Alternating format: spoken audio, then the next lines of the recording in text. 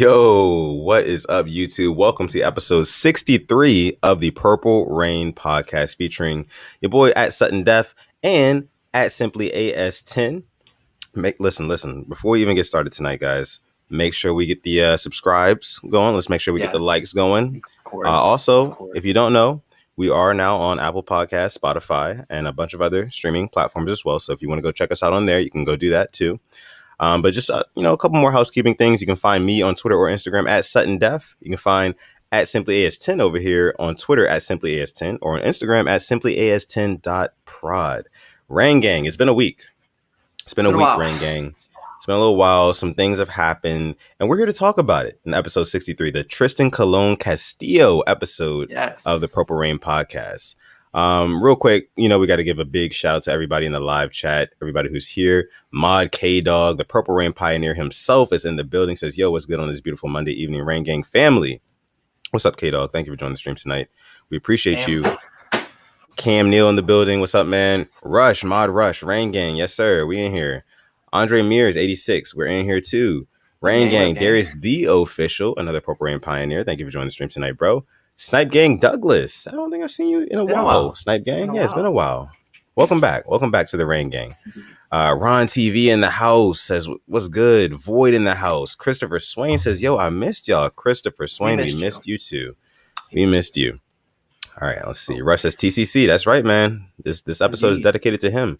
Raven Ron in the house. Finally caught y'all again. I'm always catching y'all after a live podcast. It's all good. If you catch us after the podcast is live, we call you guys the hashtag replay gang. Shout out to the whole entire replay gang who's watching the Purple Rain podcast after the fact. We appreciate you guys just as much. Make sure you guys like the video. Make sure you guys subscribe as well if you're new. See what else we have in here. Daquan Jones, what's up, Rain Gang? Devon Saunders and Chris Griffith says, what's good? How you guys doing tonight? Appreciate you guys for coming through and joining the Purple Rain podcast. Alex, how are you tonight? Lovely. Got a little bit of a different setup going on right now. Still a work in progress, if you can't tell. Yeah. My fourth different setup in less than a year. We're getting there. But doing good, living lavishly, and some news came out today. Looking forward to talking about that. But how are you doing? I'm doing good, man. You said you're getting there with your setup and everything, but we're also getting there in terms of this NFL season. It's coming up real soon. How many weeks until preseason? It was 3 weeks. 3? No, 3 from Friday. 3 from Friday. Yeah. Wait, no. 2 from Friday. 2, I think, from Friday. I think it's 2. 2 from close. Friday. We are getting very, very close. Very, very close. So, and I'm very excited, man. I know the entire Rain Gang, the whole Ravens flock, the whole NFL fandom is very excited for this season to start. The NFL is, they're advertising this season as the biggest season ever. I guess that's technically true because we're playing the most games out of any other season ever. Yeah. So I guess, but it's going to be a great season regardless, no matter what happens. We're very excited for it. But like my guy Alex said, there has been some news that came out recently, and we're here to talk about it. So how about we lead with this? Let's just jump right into it, right? Okay.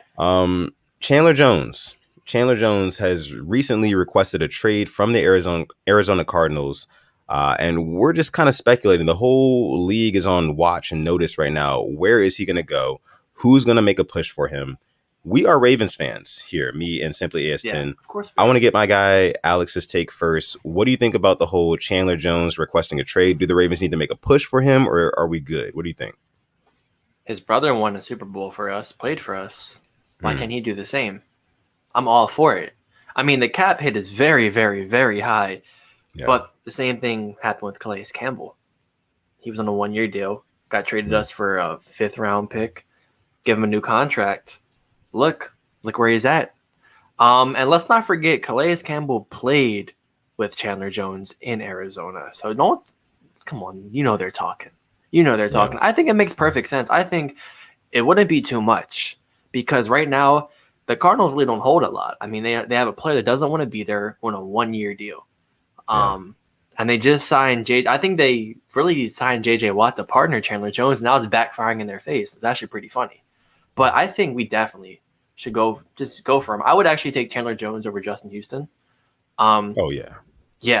Yeah. I mean, he was hurt last year, but when he's healthy, he's super productive. But either or at this point, I really would take him. And you're asking me before, like, does this make us like true contenders? Yes. I think we're just missing an edge rusher. And depending who we get, I think that could really make my expectations go from AFC Championship to Super Bowl or bust. Because like way our team is looking right now, I mean, there really wouldn't be a weakness on this team. Yeah, exactly. Like you think about the holes that the Ravens have on their roster, the most glaring hole is going to be pass rush. You know, we don't have Matt Judon anymore. We don't have Yannick Ngakoue anymore. How Yes, even we Jahad did Ward go anymore? right. We don't even have Jahad Ward, which was a great rotational piece, if you ask me, and probably Alex too. But and yeah, we did go out and we drafted Odafe Oweh. You know what I mean, with our first round pick. I get that, but at the end of the day, having that veteran pass rush presence on your defensive line, it's paramount. It's paramount to the success of a defense, man. Like it's super important. So I definitely think we should make a push for him. The question is, and I see a couple of you guys asking in the chat here, can we afford him? You know, I know he's due $15 million in his last year of his contract. Um, it would be tough. It would be very, very tight. How much cap space do the Ravens have right now? Don't we only have I like know. 9 million, Yeah, 10 I million know. left And after we rookie like to keep signings? at least 4 or 5 mil in case we have to make any mid-season signings too. Right, right. So, yeah, it's very far fetched that the Ravens would go out and get him. But listen, man, listen. I, for a long time, have been thinking that this whole salary cap thing is of super importance, and every team has to follow it to a T, and it can prevent you from doing the things that you really want to do as a franchise. But we've seen time and time again franchises who want to go ahead and make a Super Bowl Chiefs, run or a Super Bowl push, Chiefs, Bucks, who else? You know what I mean? Like they make those Bills. moves, those Bills. They make those necessary moves in order to put themselves in a position to win a Super Bowl. Yeah, And I feel like that this is our chance. And when I say our, I mean the Baltimore Ravens' chance, their best chance to win a Super Bowl. I think time is running out. I do. it I think is. time It is is. running out. It is. We're going to have to pay Lamar next year. We're going to have to pay him next year. That means there's going to be a lot of what they call cap casualties. A lot of guys are going to have to go because Lamar is going to have to get Will Smith, paid. Deshaun Elliott, Mark Andrews. You know what I mean? So it's like, I think that we should this be, let me ask you this, Alex. And let me ask the entire Rain gang this too. I want you guys to sound off in the chat room, or if you're watching after the fact, sound out in the comment section below. But is this a make or break year for the Ravens? Is this a make or break season? You know what I mean? Like, do we need to win the Super Bowl this year? We've talked a lot about Super Bowl or bust. We kind of settled on, okay, if we make the playoffs and we win at least 2 playoff games, that's a good season. But no, No, it's not anymore. not anymore. The fact of the matter is Lamar's got to get paid. And once he gets paid, somebody's going to have to go. So is this season a make or break season for the Baltimore Ravens? You know what? I think it is. I really do. I mean, we've been hearing about these receivers. We've been raving. I mean, I'm at fault for that too. I have been. I was thinking about it last night. We actually have a middle of the barrel like receiving core now. I went through literally each team in the league. I'm like, okay, they're better. We're better. Like we have an average receiving core. Yeah. With our amazing run game, that should be enough. Honestly, like we've said it. If we are top 3 in rushing and literally 13 through 18 in passing, why can't they get us to a Super Bowl? That means we're average and really, really good, if not the best, in 2 of the offensive categories. So, yes, I do think now, like, we're getting to the point it may be Super Bowl or bust because we're hearing everything. We're hearing all this buzz. We're getting doubted. The Ravens fans love getting doubted. I mean, they're doubting literally our unanimous MVP quarterback. So, yes, I actually do think it is now. And that's a great point you brought up. Yeah, definitely think it is. And, you know, I was actually on Twitter earlier talking to my guy, Pedro. My guy, Pedro, was basically saying that, like, hey, you know, we don't need to necessarily, the Ravens don't necessarily need to bring in that veteran pass rusher in Justin Houston or, Chandler Jones or somebody like that, because Wink loves to blitz. You know, we're a very blitz heavy defense, you know, and with that being said, we're going to try to generate pressure regardless of whether or not we have that veteran pass rusher. I'm not so for that. I don't like that a lot because we saw how important it is to get pressure with less rushers. We saw how important that was in the Super Bowl. If you can get pressure with 4 or 5 guys at the max, then hey, You're listen, you're probably gonna win the game. you're probably Probably. going to win the game. You're probably going to win the game. And like we always say, man, every game is won or lost in the trenches, man. It's won or lost in the trenches. You can't build a house without the foundation. Literally, that's all it is. So the more we stockpile the trenches, and I love what we did with the offensive line, getting Kevin Zeitler, getting Alejandro Villanueva, drafting Ben Cleveland, making all those moves, moving Bozeman to center, all those moves to get stability on the offensive line. That's one half of the trenches. The other half of the trenches, yes, of course, we still do have CC, Calais Campbell, Derek Wolfe. We love him. Big Baby, Big Brandon baby. Williams, those guys. Justin Madubuike is on the come up, but pass rush is something that we have been lacking. We have Yeah. been lacking, man. And it's just like, I don't know if I'm all that comfortable with us not making that big push to sign that veteran pass rusher. And like I said, Alex, one more time, we did draft Odafe Oweh. I have the utmost confidence in him. I think that he can turn out to be a very good player, but there's just something about having that veteran pass rush in the locker room who can kind of even if he's not being the most impactful physically, he kind of has the knowledge and the wisdom to kind of coach those guys up Like in Terrell between Suggs was plays, for us. like Terrell Suggs, in between plays, in between possessions, that sort of thing. That's what I want. That's what I would prefer on my football team. Just a guy who can Yeah. be out there kind of leading the charge on defense. But what do you think? I 100% agree with you. I mean, looking at what's out there right now, Justin Houston, he fits that. You don't have to give up anything. You don't have to worry about this huge cap hit because at this point now, I don't know what his options are looking like, but it can't be looking good because Steven Nelson, who's one of the best slot corners in the league, just got a 1 year, 4.5 mil max. So the money right now can't be the best. So for him, it's kind of like you got to go into the best situation that's kind of offering it to you. And there aren't many better than the Ravens. That's from a non-biased standpoint, honestly. Yeah. So I think you're 100% right. If you look back at 2012 when we won the Super Bowl, our edge rushers, Paul Kruger, Pernell McPhee, Terrell Suggs, and I think Courtney Upshaw. I think it was those 4. Kruger had that breakout year and left us. I mean, but Suggs was obviously the seasoned veteran. Who is that veteran on our team now that can play every down like Suggs was in 2012? Nobody. Right. We don't have that guy. I mean, the only veteran that we have is like a pass rusher is going to be Pernell McPhee. And we all know that he's not an every down guy, which is why, me and, yourself, Alex, and everybody else in the Ravens flock have all been saying, hey, let's get a veteran pass rusher in here since we did lose Judon and Ngakoue, but we haven't done that yet. And we see that the Ravens are trying. They're trying to do something, if anything. They're trying to do something to get help at pass rush, or at least some depth at pass rush. Yeah. So do you want to talk a little bit about the signing that we made today? Yeah, so we signed Chris Smith, formerly of the Jaguars, formerly of the Raiders, formerly of the Bengals and Browns. 9.5 sacks in his, I believe, 6 or 7 year career. Former 5th round pick out of Arkansas. I mean, a rotational guy. If I'm going to be honest, he's probably a camp body fighting for that last spot with Broderick Washington. Because obviously Madubuike has that spot wrapped up. But I like what he saw. I mean, he would get to the quarterback, but it's kind of just maybe him getting playing time. But kind of like how Damata Pekka was for us 2 years ago, kind of just would fill in, stop the run. Maybe he can get to the quarterback. Did have some sacks on Andrew Luck and Aaron Rodgers. So let's not act like these guys are just, big guys sitting there. I mean, they can also get out the pocket. So I was kind of impressed with what I saw, but probably just a camp body, to be honest. Yeah. And that's what it feels like. It feels like at this point, the Ravens know what's up when it comes to guys like Justin Houston. Okay, maybe he wants too much money.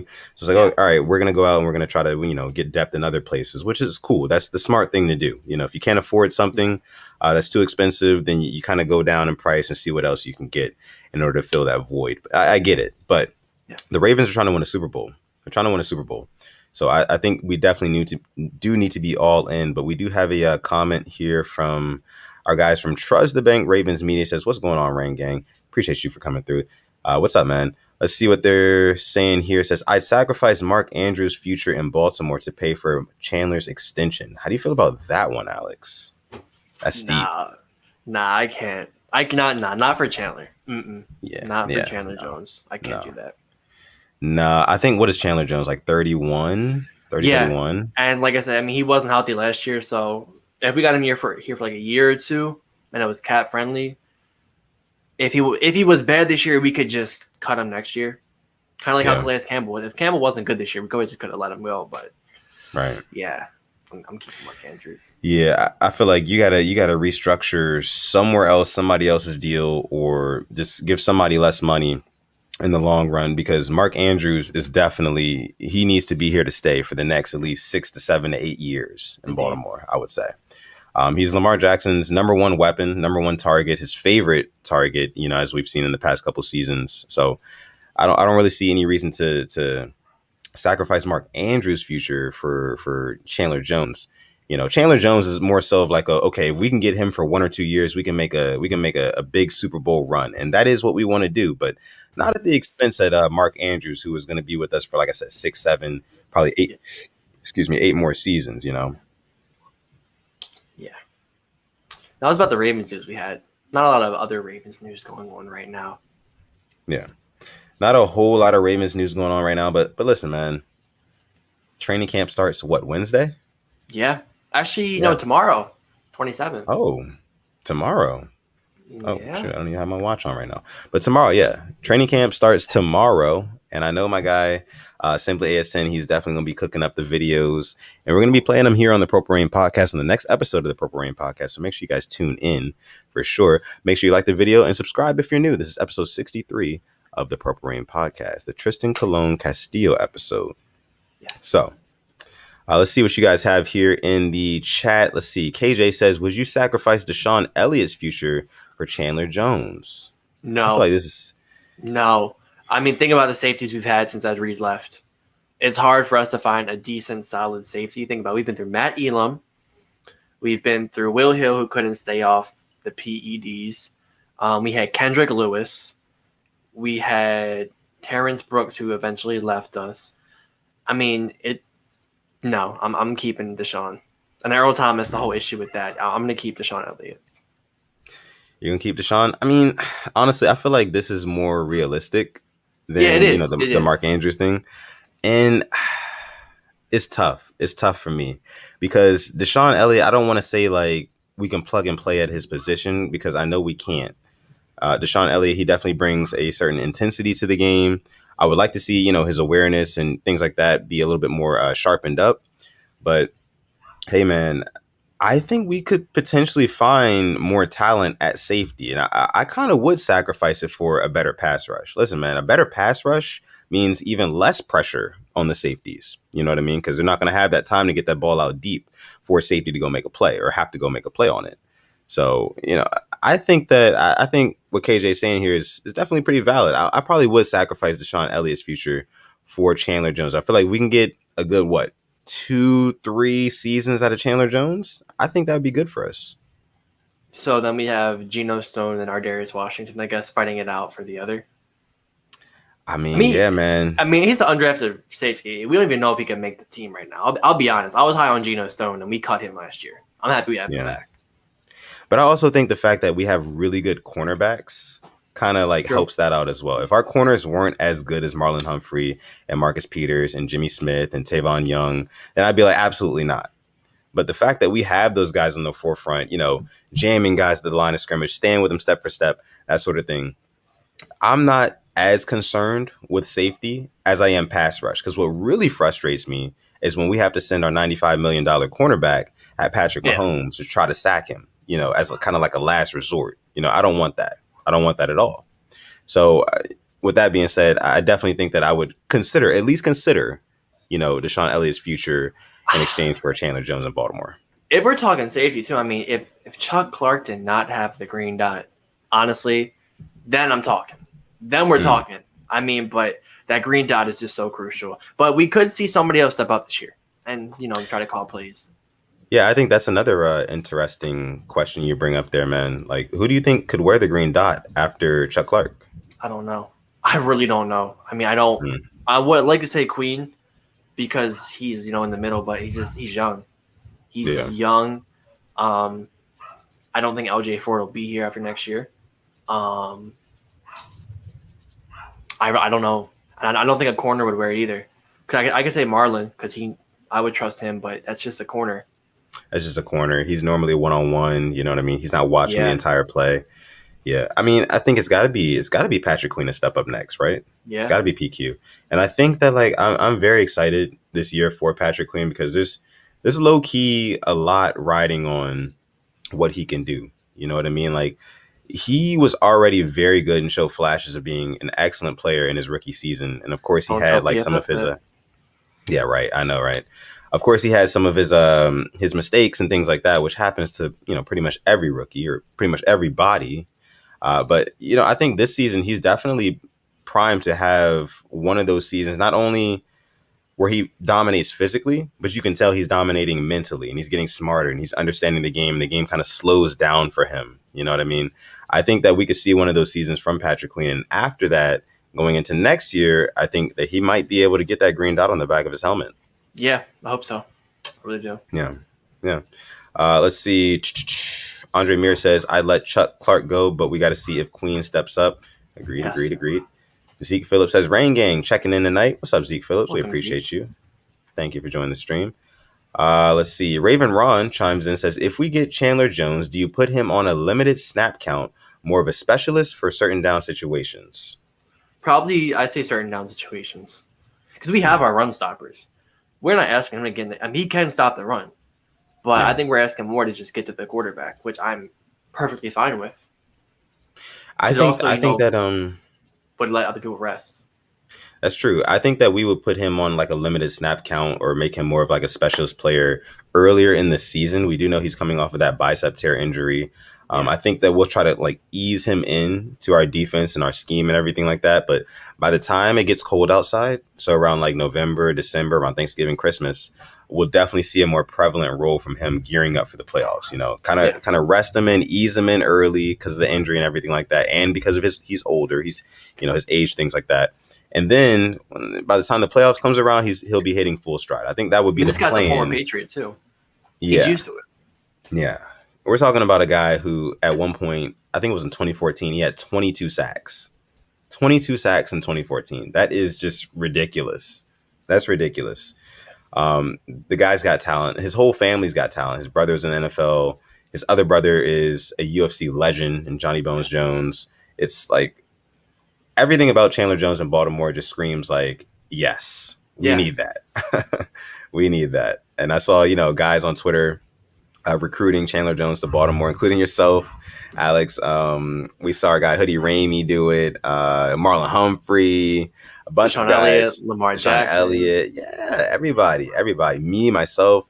Man, it was, him in Baltimore would be great. It'll be great. But yeah, let's keep on going here with us with the Rain Gang. Christopher Swain chimes in, says, I would rather have LJ Fort have the green dot just because he's more experienced. Yeah, I agree there. I think I'm talking about next year, but I don't think he'll be here. Yeah. Yeah. Don't think he'll be here. But we've talked about it before on this podcast. Big shout out to LJ Fort, by the way. One of the smartest players on our defense, man. Instincts are just second to none, man. He's really good. He's really good. And I think he'll have a pretty good season too, for sure. All right, so let's go ahead and keep on moving here.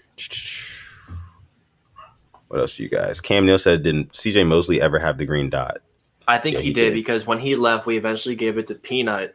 And our first 4 games barring the week 1 blowout, we were shaky, our defense. We were shaky against the Cardinals week 2, Chiefs, the Browns, and then even that Steelers game. Then we signed Josh Bynes, and he kind of took it over. Chuck Clark took it over. But then Josh Bynes and LJ Fort kind of held down the linebackers. But Mosley did have it. So let's talk a little bit about the Steelers, right? Let's talk a little bit about the Steelers. The Steelers recently went out and signed edge rusher Melvin Ingram to their roster. And for me, it kind of hit home as a Ravens fan. I was like, okay, Melvin Ingram was a name that we were looking at potentially coming to the Ravens in order to be that veteran type pass rush presence for us. Now the Steelers have him. That's one more name off the board. And not only is that name just off the board in general, he actually went to a team that we have to play twice this season and twice every year for that matter.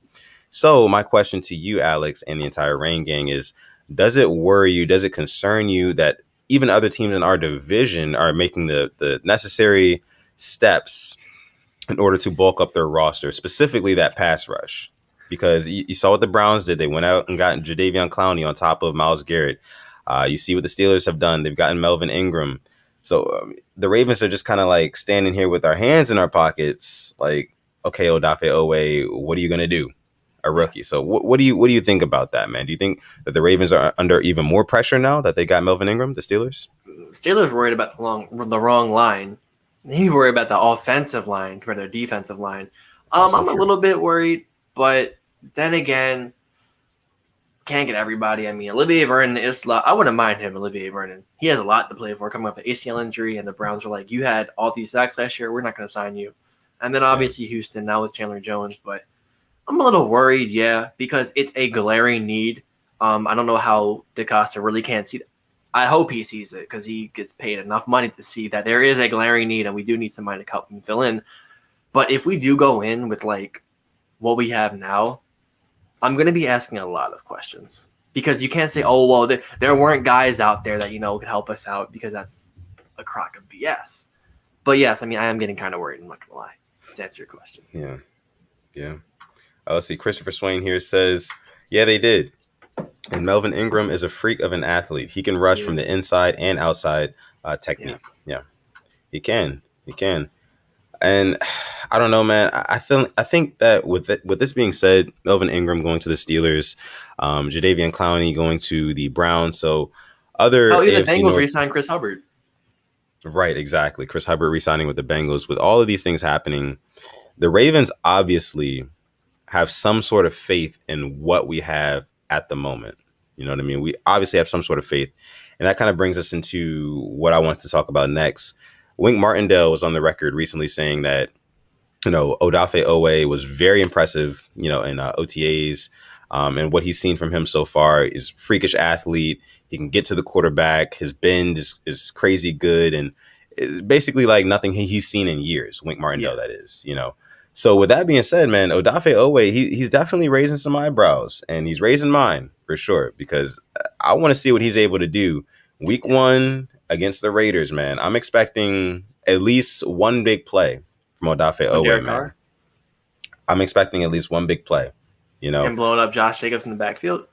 I see it happening. I see it happening, man. I see it happening. And the Ravens coaches, they're definitely speaking highly of him. They're speaking highly of him. So what are your thoughts on Wink Martindale basically giving high praise to our guy Odafe Oweh?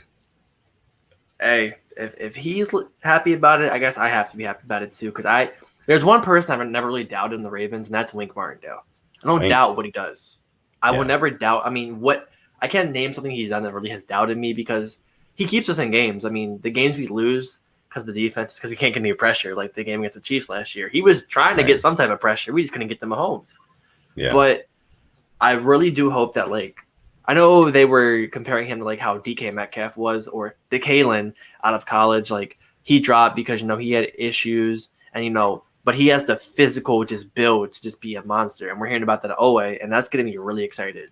Because if he can, just learn the technique here in the NFL from the best to the best, and he already has the stuff that you really can't teach to people, that physicality, just what you're, just born with, I think he'll be nasty. I really do. And it's getting me really excited for him. Honestly, I mean, you bring up a good point too. The NFL is a totally different world than college football, especially if you go to a school like Penn State. And that's not to say that Penn State is a small school, but Penn State, they're not one of those contending for a championship every season type of schools. And you can see his production was a little bit limited in that system. I feel like you put him in the system with a Brandon Williams, a Calais Campbell, a Derek Wolfe, who's shrinking in the offensive line because all the bodies they have to take up to block them. Guys like Odafe Oweh are going to benefit in that system because they're very quick, they're very fast, they can get around tackles, and they can get to the quarterback. So I think that, we'll see Odafe Oweh's presence early and often, and there's definitely a reason why the Ravens drafted him in the first round over Azeez Ojulari, right? Yeah, Azeez Ojulari and a couple of other guys that we were, sitting waiting on and anticipating the Ravens drafting a few months ago. Good time. So let's see. Our guy Mod Rush says Oweh is just naturally gifted. Yeah, he is freaking nature. Can't teach it. Raven Ron says Jason Oweh is like a haunted house. They will chase and yell at you, but never touch you. And I know you're saying that, Raven Ron, because he didn't have any sacks in his final season at Penn State. But again, this is a totally different system he's working in now. Different He's going to have coaches. different coaches, you know what I mean? Different Anthony Weaver. personnel. Yeah. Yeah. He's going to have a lot of help. I feel like we can make the most out of his skill set, you know. Just I think that's why the Ravens are so good at drafting, because they know how to make the most out of a player's skill set. You know, we can make the most out of Odafe Oweh's skill set. We can make the most out of Rashad Bateman's skill set, Dalen Hayes, so on and so forth. Ben Cleveland especially, a big body who can just kind of part the Red Sea for Lamar or J.K. Dobbins or Gus Edwards to run through. Listen, man, the Ravens, our front office, they know what they're doing. And we're even doing it with Brandon Stevens. We're moving him to a safety. Right. He went from running back to corner out of safety. Yeah. So. Yeah. Let's see. Raven Ron also says, can T Sizzle, Terrell Suggs, come back as a linebacking consultant or something to groom Ferguson and Oweh? I don't even know what he's doing right now. I have no idea. Just dropped off the face of the earth. Yeah. Yeah. Our guy Hoodie Ramey, Mod Ramey, shout out to you for joining the stream, says, the 0 sacks thing is such a horrible way to analyze the talent of Odafe. And you're right about that. We'll see. Right about that, man. You know, people say it all the time, sacks are an overrated stat. I don't all the way agree with that, because sacks mean you're finishing the job on a play, which is, you know, of super importance for sure. But just the fact that, like, he does have that athleticism, he can chase guys down. He can chase down a running back on an outside zone. He can do that on a halfback stretch. He can do that. You know what I mean? That's important, especially playing a division against guys who love to run to the outside. Nick Chubb, Kareem Hunt, you know what I mean? Like Joe Mix, those type of guys. Najee Harris, you know, those type of guys. Like, I feel like, yeah, this Odafe Oweh, the more and more we talk about it, the more and more I'm liking it. So I'll be the first to admit I was the person talking about them sacks before the draft, but I thought about it. Jalen Ferguson came out the draft. You know, he led like the whole like nation in sacks for a player. Yeah. What the hell has he done for us? Right. Let's see. Christopher Swain also says, another thing you guys might not know about Odafe Oweh is I saw him training with Brandon Jordan. He's trained guys like Bud Dupree, TJ Watt, and many other defensive linemen in high school, college, and the NFL. You know, Christopher, I think you might have sent this to me not too long ago. And, you know, I saw the interview and everything like that. And that's definitely what's up, man. It's definitely what's up. You love to see Odafe Oweh and any of our young guys just working with any sort of like veteran presence in terms of like coaches or other players, things like that. You love to see it. Yeah, you do. Another thing, big shout out to our guy Gerald. Says, what up, Big PRP? Gerald in the house. Thank you for joining the stream tonight, man. We appreciate you each and every time. Also says, what's the topic? Right now, we're just kind of talking about Ravens pass rush situation, man. Odafe Oweh. Do we like the fact that Odafe Oweh is kind of like our premier pass rusher technically right now? And then kind of behind that is who? Pernell McPhee, Dalen Hayes, that sort of thing. That's what we're talking about. Let's see. Our guy Hoodie Ramey also chimes in again, says, everyone is worried about the pass rush, and rightfully so. I'm one of them. But Odafe is a massive question mark. If he makes a big impact and can be one of those guys who draws a double team, we're good. And you're right. You're right about that, Ramey. I think he brings so much pressure, too. I can just see him coming off the edge, like his speed, him getting around a tackle. And, like, he may not get the sack. I feel like he'll make the quarterback step up just to fall in the hands of a guy like Calais Campbell, a guy like Derek Wolfe. If he does that, I'm all for it. I will be so fine if he doesn't get a sack, but if he's just causing disruption like that. Or maybe he gets behind and the quarterback feels his presence, throws a bad pass, intercepted. Those won't show up on the stat sheet, but they'll show up to everybody else. Let's talk about it, Alex. Like, that's intangible stats. Yes. That's the thing. Like, people don't really get that. Like, okay, I'm taking a guy with 0 sacks, but caused at least maybe 5 to 7 interceptions, forced fumbles, pressures over a guy who had 5 sacks in games that meant literally nothing. Because every time that a pick is thrown, I can guarantee you this season it'll actually matter, unless it's, you know, another Jackson 5 game, which I expect. But our divisional games. These divisional games, like against the Bengals, I'm sorry, they're actually going to be like trying this year. We're not going to be blowing them out anymore. The Browns, they're going to beat us this year probably one time. And the Steelers are the Steelers. So if he can show up for them, like, I'm all for it. So I really don't think people are expecting him to get sacks, and they don't have to. But if he disrupts the play, give me it. Give me all of it. I'll take it. Yeah. You're right. Absolutely right about that. Let's see. Gerald says, I believe he is athletic enough to make big plays on defense when we need it. Yeah, I agree with that too. I agree with that too. And I'll be honest, when I was making that Lamar Jackson video that you suggested, a big shout out to Sutton for suggesting that. Orlando Brown was getting fucking, pardon my language, but getting cooked. I don't like to talk about like other players that I love Baby Zeus, but I'm just gonna be honest with you.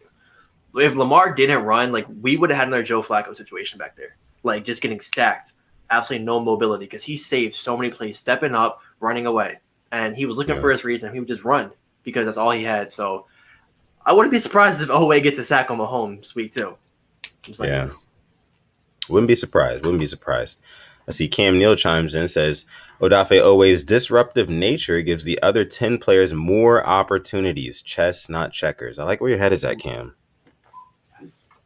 Yeah. Christopher Swain follows that up by saying, hey, if you disrupt plays, get pressure, and make the quarterback roll to his non-dominant hand, that's fine with me. Another good point. Another fabulous point. Big shout out to you guys from the Rain Gang. Always dropping some good points, some good comments, questions, concerns, insight in here. We appreciate all of you guys. This is episode 63 of the Purple Rain Podcast. Make sure you like the video and subscribe. And if you're part of the hashtag replay gang, we appreciate you guys just as much. Let's see. Our guy Ramey says, are y'all hitting training camp? Training camp is this Saturday. Yes. Yeah. Well, I mean, there's also this week too. I wasn't able to snag a pass, but that's no big deal. Whatever. Wait, is this Saturday, right? Yeah, this Saturday, but there's training camp at the Owings Mills. All right. Oh, yeah, that one. Yeah. Right. Yeah. Cool. Yeah. So we'll be there on Saturday for any of you guys who are pulling up. You guys can meet us. Yes. But yeah. Let's see what else we have here from you guys. Ramey says, see y'all Saturday. All right, bet. Sounds good. Sounds like a plan. I'm gonna bring I'll wear my Terrence West Ravens jersey so I stand out. Rep a fellow Towson Tiger. Okay. Yeah, man. I'm gonna bring a football. That way we can like throw the football around wherever. That should be fun. Definitely do that. I see we have a super chat donation coming in from none other than Gerald himself. Gerald. Oh man, we've been gone for a week. And Gerald's already back. He hasn't changed, not one bit. We appreciate you each and every time. He says, I couldn't visit 2 of my favorite people without leaving some love. And to top off my night with you guys and the PRP fans, I met Lamar Jackson. Oh, fucking hell. Wow. He met Lamar Jackson. What a fucking legend. I don't know who I'm more jealous of, Lamar Jackson or Gerald Lawson right now. Because Lamar met Gerald, okay? I'm pretty jealous about that shit. I'm jealous about it. Not gonna lie to you, Gerald. I'm jealous. I would love to meet Lamar Jackson. That is so dope. You should totally tell us about it. Tell us about it. Like, what happened? How did that happen? Yeah, please. Please. That's crazy. Like, where was it? How was it? How was your experience? I mean, that's God bless you. For real. Big shout out to our guy Gerald. Always pulling up from deep, man, and just dropping that gem on us. Says he met Lamar himself. The GOAT himself. If you shook his hand, I'm gonna tell you right now, I'm gonna go make a bet the Ravens win the Super Bowl. Gerald and Lamar linking up is kind of like the best thing since Lamar and Kodak linking up. I'm just gonna be honest with you. So. Literally. Let's see. He said he met him at Lock Bar in Harbor East. So this had to be like a couple nights ago because I know Lamar and like Hollywood like posted on their story. They were out somewhere with some dudes. So I don't know. Gerald says he is a lot taller than I thought. How tall is Lamar? Like 2, 3? I don't know. I know he's not that tall, but like, yeah. It's tough. That's so tough. Yeah, that is tough, man. That is tough. That's crazy. Big shout out to Gerald.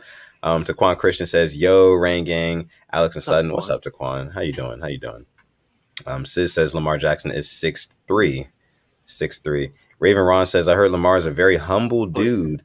Yeah, Gerald, let us know about that. How did that interaction go? Was he cool? Was it like, I'm sure he was because Lamar is Lamar, but let us know, man. Let us know. Yeah. But all right. So let's go ahead and move on to some stuff that's a little bit non-Ravens related. Yeah. I mean, speaking about one MVP to another in Aaron Rodgers, he's staying with the Packers. And I'll be honest, if I was just like a neutral, I'd say I put money on the Packers winning the Super Bowl. I feel like this Aaron Rodgers right now is about to go dumb crazy. Like this man's pissed off. He has everything to just kind of a big fu to the Packers now, and he's going to leave them next year. Like I'm actually really excited to watch the Packers this year because he's going to go crazy. So he actually is staying with them. I don't know if you saw that. And then Devontae Adams, like he doesn't even have a contract extension on the table anymore. Like after this year, the Packers are going to be in shambles. But Yeah. I don't know, man. I like the fact that Aaron Rodgers is staying for another season. I know they did the whole Last Dance thing. They posted that on their Instagram, him and Devontae Adams, that is. But I just don't see them. I don't see them winning a Super Bowl, man. I just don't. And I get the NFC is not quite as strong as it used to be. You got teams like the Saints who aren't what they used to be. You got teams like the what are some other teams that have recently Seahawks. fell off in the NFC? Seahawks aren't really. I wouldn't say fall off. They're really not what they used to be. Like, yeah.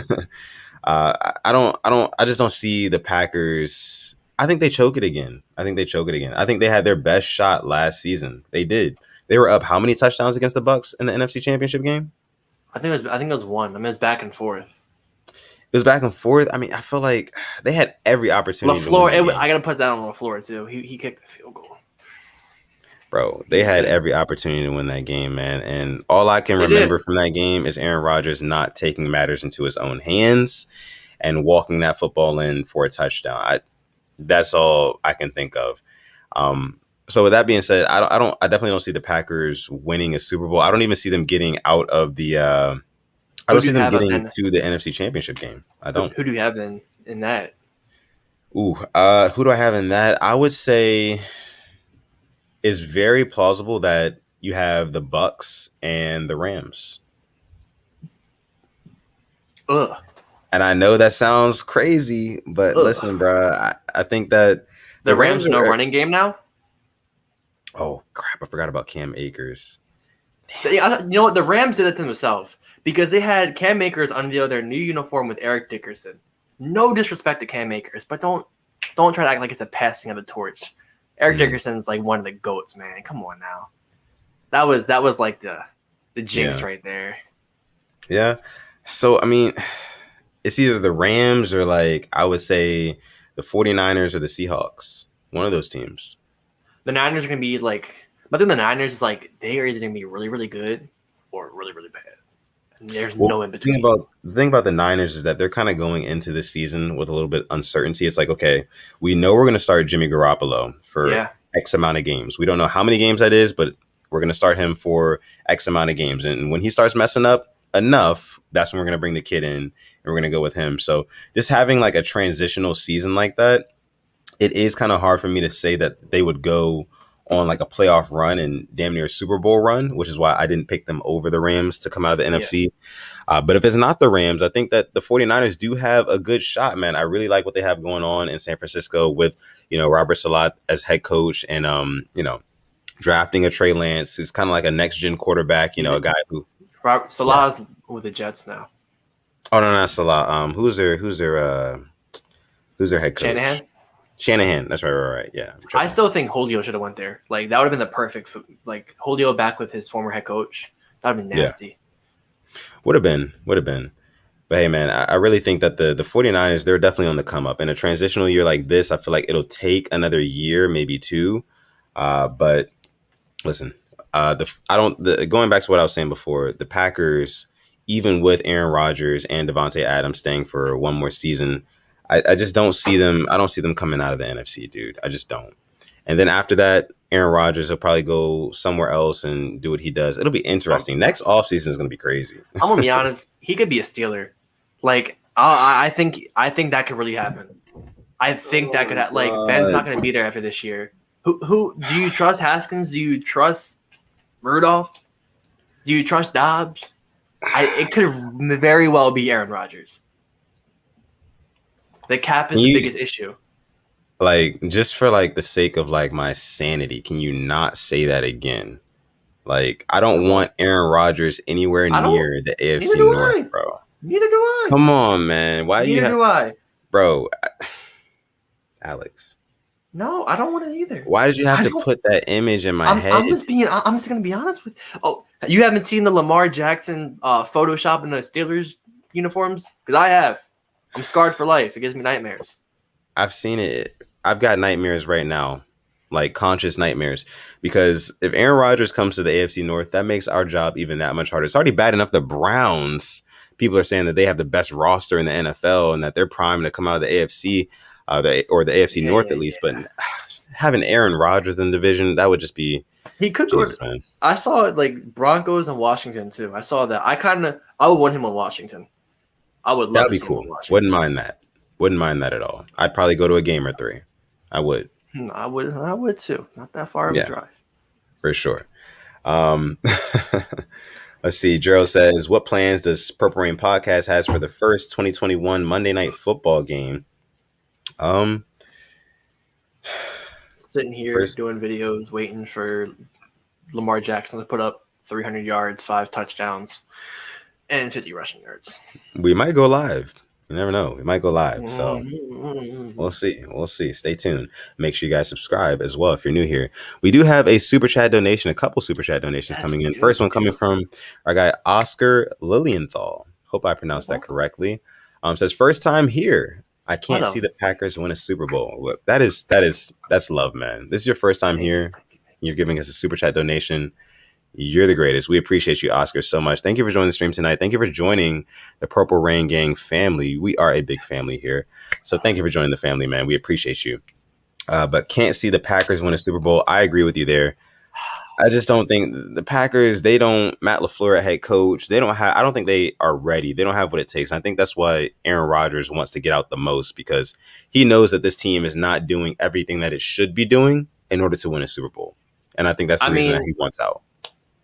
I'll tell you what, if they do, if somebody else on the team wants out, Darius Smith, I know a perfect place you could come. Hey, you know, you're looking for, I know. Right over back here in Baltimore, baby. Yes. We do have another super chat donation coming in from our guy Asmodeus. Thank you so much. Says, sorry I've been gone for so long. Hope y'all are good. Hey, man, we're great. We're doing great. It's all good. But we hope you're doing good too, Asmodeus. We appreciate you for your super chat donation each and every time. Let's see what else we have from you guys here. Kingbird97 says, what's up, guys? Been a long time. What's up, King? How are you doing tonight? Appreciate you for coming through. While you're looking through comments, can I give you like a cool little fun fact I didn't know? Yeah. So I was making a video that I'm posting on Instagram soon of a disgruntled player that I would like to see with the Ravens, and I came across the weird stat: in 16 seasons, Aaron Rodgers has only thrown 89 interceptions. He hasn't cracked 100 yet. Like that, I haven't been able to sleep since I know it. Like that's crazy. He don't throw picks. He doesn't make a lot of mistakes. I wouldn't be surprised 40 touchdowns, 5 picks this year, maybe less. Ooh, that's really good. That's really good. 40 and 5. That's really good. But I mean, it's not out of reach for Aaron Rodgers, man. We know he is the epitome of like hit and don't get hit, as they say in like boxing. Throw touchdowns, don't throw interceptions. That's what Aaron Rodgers is. So now I wouldn't mind if they had a documentary about this whole summer going on too. They're following him with cameras, because there's been all these sources, this man's just trying to watch the Bucks win the championship, and they're he's not coming back. He's retiring. He's getting traded.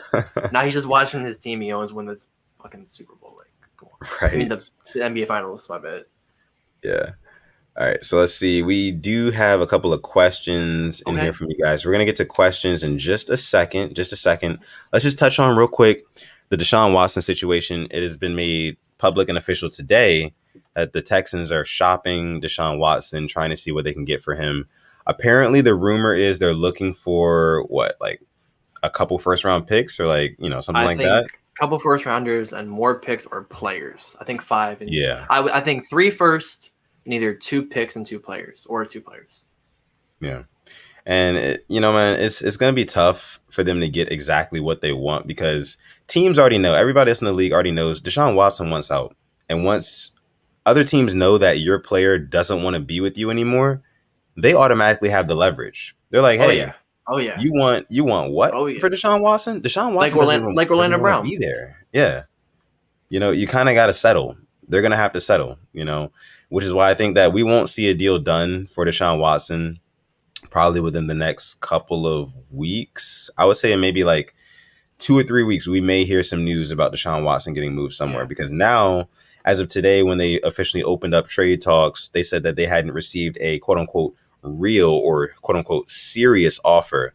But it's like, hey, Houston Texans, you're gonna have to wake up and smell the fucking coffee. Deshaun does not want to be in town Whoa, Sutton anymore. cursing? Oh my God, this is a first. I mean, it's definitely not a first, but I know. but look, man, they're gonna have to wake up and smell the coffee that he doesn't want to be there anymore, and they're gonna have to get him out of town for a good deal for somebody else, and it just is what it is. And whatever team takes them is taking on a whole other situation too. I don't want to be that guy to touch that situation, but let's be honest, like 22 fucking complaints, like that's not looking good for him. And it's not looking good. No. Yeah. I mean, and I'm not gonna. There's just a lot of ways you can go with this, but it's hard for me to believe that 22 different people lied about it. Something happened. Something happened. And I just don't want to see another athlete get away with something that any other regular person wouldn't. Right. So. Exactly. Facts. But there are going to be teams out there who would love to have a Deshaun Watson, who, according to your boy Sutton Def, is a top 4 quarterback in this league. So hey, this is what it is, man. He's one of the highest in completion percentage, one of the highest in touchdowns, one of the highest in a lot of different things, yards per attempt. He's very good with limited weapons. So, teams will definitely still be looking at him. But if it does come out, like we said, that all this stuff is true about what he did and everything like that, he doesn't even deserve to be playing football. So, there's that too. But let's see what you guys are saying here in the chat. Fastlane, shout out to Fastlane, says Watson is going to Philly or Pittsburgh. I don't see him going to Philadelphia, man. I think I would see Pittsburgh before Philadelphia. I would see neither, honestly. I mean, Philly has the picks. They do have the picks, but then again, you have Jalen Hurts and the elite Joseph Vincent Flacco as QB1. And Hurts as QB2. So I think they're not really in a contending spot. I mean, if Watson goes there, if Watson went to the Eagles, are they even contenders of the NFC East? I mean, they'll be above other teams, obviously above the Giants. But like right now, I think it's Cowboys and Washington for that number 1 spot. I agree. I mean, you put Deshaun Watson on the Eagles, it's kind of like a similar roster-wise, personnel-wise, kind of like a similar situation to what he had in Houston. Really no bona fide, post the DeAndre Hopkins era, really no bona fide playmakers, Devonta Smith, what is he going to be? No dominant running back, that sort of thing, so, but we've seen Deshaun Watson make something out of nothing multiple times. So, wherever he goes, I'm sure he can make an impact. I think people are sleeping on Brandon Cooks though. Like he has some really good numbers with Houston. He is really underrated. I'll tell you that. He should probably request a trade out there next. All right. Let's see. What else we have for you guys? Chris Griffith says, how many of them stats were boosted because he had to try to throw Hail Marys every other play? Watson isn't better than who we got. I mean, yeah, I agree. I'm taking Lamar Jackson over Deshaun Watson. And I'm not even just saying that, like, Lamar Jackson is a better thrower of the football than Deshaun Watson or anything like that. I just think in terms of making plays, Lamar Jackson is that ultimate equalizer, which is why I would take him over 97% of quarterbacks in the NFL. But yeah, I think the quarterback that was up 24-0 and blew it. I know it's not on the quarterback, but he didn't have any more points. But yeah, he was on the sideline playing that guitar, and that's all we saw of him the rest of the game. Facts. So with that being said, we're going to go ahead and move on to our Rain Gang Q&A for the night, where you guys can ask us any question that you want, whether it be about Ravens football, whether it be about football, whether it be about sports, other sports, or whether it be about anything else. Literally, life, food, politics. I don't care. Anything. You can ask us anything about anything. I don't politics. Yeah. You don't rock with politics. I don't really rock with politics either. Just kind of rolled off the tongue. It's okay. But yeah, don't ask us questions about politics. That's the only thing you can't ask us questions about. You go to another side of YouTube for that. Yeah. Having fun. Yeah. Here the Purple Rain Podcast. Episode 63. Make sure you like the video and subscribe if you have not already. So, going ahead and quicking off the question segment for the night is going to be J Will 23 says, how y'all feel about Rashad Bateman's Madden rating? What is it? I didn't see his exact Madden rating, but he was not in the top 5 for like rookie receivers. I saw Elijah Moore was ahead of him, I believe. Elijah Moore I was saw ahead of him. that. Kadarius Toney was ahead of him. Jamar Chase, Devonta Smith, Jalen Okay. Waddle. Those make sense, I but get that. like I get that. Kadarius Toney. Bateman, bro, see, I don't know, You dog, know because what? like Rashad You Bateman, know, he was projected like right before the draft, he was projected to go like top 20. He wasn't even supposed to fall to us. And now, like, all of a sudden, since he's on the Ravens, EA is like, oh, he's probably not going to have that good of a season. We don't want to look stupid. So let's make him rated like lower than these other guys, which I'm like, all right, whatever, I guess. But I'm not it rocking with puts a that. chip on his shoulder. I'm not rocking with it either. Not rocking But with that. yeah, I'm sure Bateman's not rocking with it. No, I'm of sure he's a course not. very prideful guy. I'm sure he's going to want to get that chip off his shoulder, increase his Madden rating. I would want to do it. Just being honest, I would want to do it. So yeah, we're not really rocking with that Madden rating, Jay Will. But thank you for your question. Thank you. See, keeping it real, joining the stream tonight says, "What's going on, guys? Keeping it real as always. Thank you for joining the stream. We appreciate you."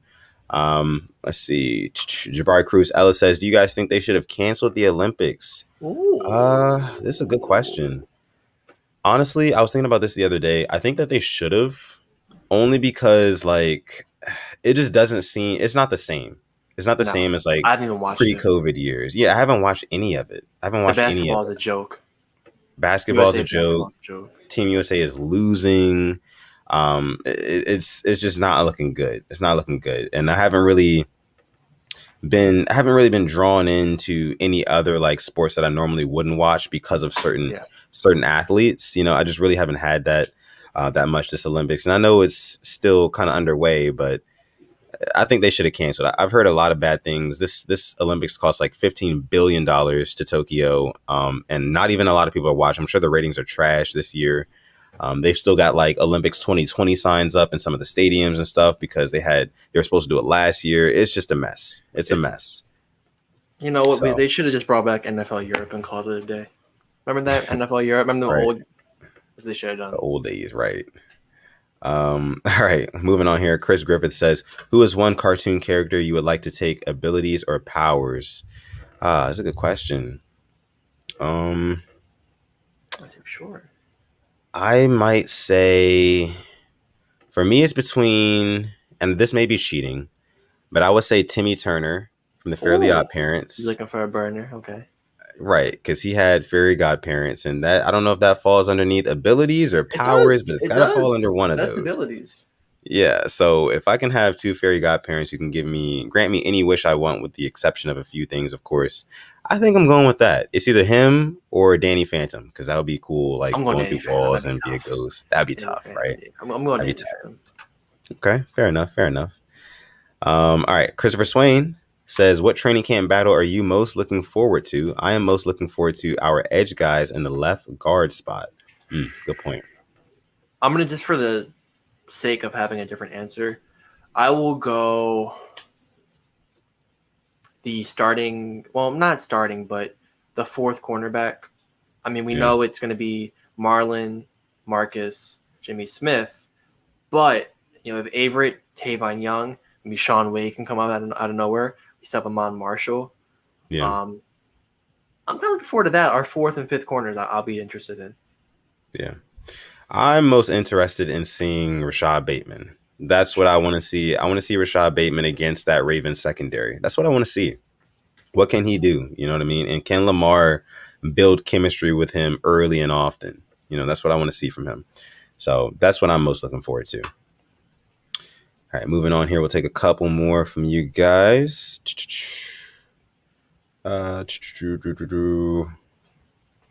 Uh, questions. All right. Click one joining the stream tonight says, "How y'all doing, guys? Been a while. My question is, what do you guys think Lamar's rank is among QBs in the AFC? I think third if you count Watson and second if you don't count him." Are we talking about going into this year? Um, Or if we're talking about like through their career, then I'm putting him second, even with Watson there. I would say, just for argument purposes, going into this year, Okay, then he'd be three because I'd have Allen and Mahomes above him. But I fully expect him to be above Allen this next year. yeah. Listen, I have him at number two. just behind Mahomes. I don't have Josh Allen above Lamar Jackson because, as I've said before on this podcast, I think Lamar Jackson, he checks off more boxes than Josh Allen does, but and just who can make more some things out of nothings. I think that's Lamar Jackson. Josh Allen really took that step forward once he got a Stephon Diggs. Lamar Jackson had an MVP season throwing to guys like Seth Roberts, Willie Snead, rookie Hollywood Brown. Like, come on now. That's just me. But hey, we'll go ahead and move on here. Couple more questions. Darius the Official chiming in. Shout out to you for joining the stream, bro. Says, would you guys ever go to a Rolling Loud event? It looked lit on the weekend. Yeah, as you can see, my guy Simply AS10. Yes, big that is a resounding. Oh my god, yes. Did you see the lineup? Bro, I was watching the live stream of it. Really? Yeah. It was lit. Saw Travis Scott, Jack Harlow, all my favorites. Yeah. Yeah, man, I would love to go see Rolling Loud. I saw people. There was a lot of stuff going on. He played us again. I was expecting the album. He played us. Kanye's coming. He's coming soon. He's coming soon, man. You got to give Kanye his time. Whenever they put out an initial release date for a Kanye album, you just got to scratch that, disregard it, because it's not true. He had the whole listening party at Mercedes-Benz Stadium. But Kanye is the type of artist where, like, he can have a whole listening party with like thousands of people listening and watching. And if he hears one like little thing in one song, he's gonna be like, all right. He's gonna internalize that. He's gonna be like, all right, we got to push the album back 2 weeks because I got to go back to Wyoming, get back in the studio. I got to fix this, do that. Not Wyoming. Yeah, man. Hey, listen, that's what he does. I think that's where he records. So yeah. He had a song with Jay-Z. We haven't heard that in how many years? Since Watch the Throne, but we'll see, or technically since Pop Style, but yeah, we'll see.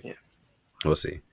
All right, we'll take probably one or two more. Chris Griffith says here, or do you think we could drop Chuck Clark next year, move Joker to strong safety, and use Ardarius Washington as the ball hawking free safeties? I'm going to need to see a lot from Ardarius Washington then. Yeah, we're talking about undrafted free agent. This, I know he was projected to be drafted, but yeah, I need to see more. And we will see more out of him in the preseason, which is coming up very, very soon. Like my guy Alex says, like 2 weeks from Friday. Oh, that's so exciting. That is so exciting. Jesus. So the first preseason game is the 13th or 14th. It's a Saturday. I'm actually going to that one. I can't wait for that against the Saints. I'll get to see Crab Legs, Jameis, and Winston. I won't get to see Michael Thomas, unfortunately. Well, let's see. Another question coming in here from our last question will be from Ryan. Our guy Ryan says, what are you guys' stat predictions for Lamar Jackson? I got 34 passing touchdowns, 10 rushing touchdowns, so 44 total, and 4,550 total yards. What do you think about that, Alex? What are your predictions? I really like that. Really like that. Think about with the extra game this year, not hitting the 35 touchdowns he had his MVP season, but having 10 rushing, and I'll project about 3,700, 3,800 passing yards, then the rest being rushing yards. I'll take that. Ryan, bravo. That's a beautiful. I cannot argue with. I like that. I really like that. Yeah, I mean, for me, I'm gonna go 37 passing touchdowns, 6 rushing touchdowns, because I feel like Lamar will run the ball a lot less this season with the addition of all the guys that we got in our receiving corps, Sammy Watkins, Rashad Bateman. And then also bringing in wide receiver coaches, things like that. I feel like our offense will be less Lamar Jackson just taking over with his legs and more of a balanced attack. And for that reason, I think that his rushing touchdowns will go to 6, maybe 7, and his passing touchdowns will go up. So 37 passing touchdowns, about I'll say 6 rushing touchdowns. And in terms of total yards, I'm going to go, I think 4,500 is a pretty good number. I think it's a pretty good number. So I'll stick with that. I like that. But yeah, I think that is going to go ahead and do it for us tonight, guys. Thank you guys so much for tuning into episode 63 of the Purple Rain podcast. We appreciate you guys each and every time for coming through. If you have not already, hit the like button. Hit that like button before you go. Hit that like button. Also, if you're new here, and you enjoy the content tonight, make sure you subscribe to our channel as well. And if you do want to listen back to this podcast after the fact, you can always watch it here, be a part of the hashtag replay gang on YouTube, or If you don't like that, if you want to maybe listen to it skirting to work tomorrow or coming back home from school tomorrow or anything like that, you know, you can go on Apple Podcasts, Spotify, Google Podcasts, wherever you get your podcasts, and you can listen to the Purple Rain Podcast. But with that being said, this has been episode 63.